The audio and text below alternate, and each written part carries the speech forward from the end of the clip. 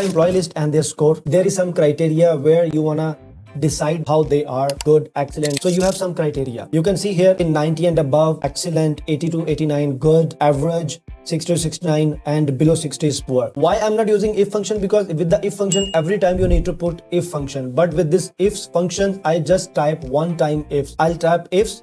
Then you see B4 is greater than equal to 90 and you type excellent string.